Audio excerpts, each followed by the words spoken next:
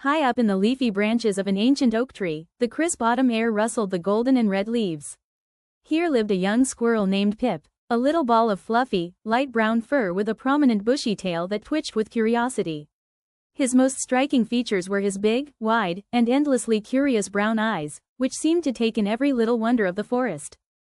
As the days grew shorter and a chill crept into the air, all the sensible squirrels in the forest were diligently preparing for the long winter ahead. They scurried about, their tiny paws working tirelessly to gather and bury acorns, nuts, and seeds. But Pip? Well, Pip had a different agenda. One sunny afternoon, Pip finally found the perfect acorn, round and plump, just waiting to be tucked away for a snowy day. He dug a little hole with his nimble paws, ready to deposit his treasure, when suddenly, a flash of vibrant color caught his eye. A magnificent monarch butterfly, with wings like stained glass in shades of orange and black, fluttered gracefully past Pip's nose. "Oh, how beautiful," Pip whispered, completely mesmerized by the butterfly's delicate dance. He watched it until it disappeared among the colorful leaves, the forgotten acorn still clutched loosely in his paws. Another time, as he was trying to bury a small stash of hazelnuts, Pip was stopped in his tracks by a peculiar sound. It was the gentle chirping of a tiny baby bird that had fallen from its nest. Pip, forgetting all about the hazelnuts, rushed to the little bird's aid, nudging it gently with his nose and chattering with concern. The days continued to shorten, and the first real bite of winter arrived.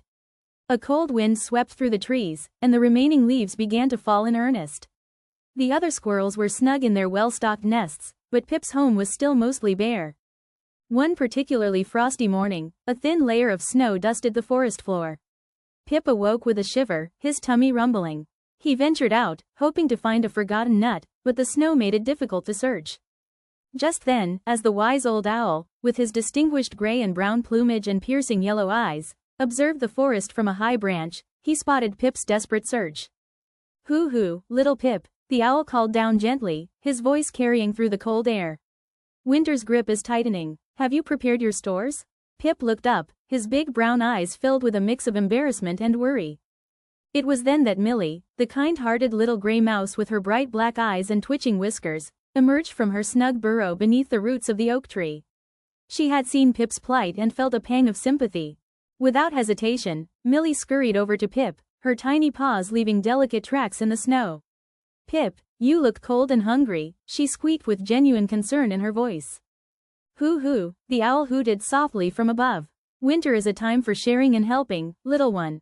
Perhaps your friends can assist you." He swooped down and landed on a branch beside Pip. And so, Millie, who had a small store of sunflower seeds, shared a generous handful with Pip. It wasn't a huge feast, but it was a start.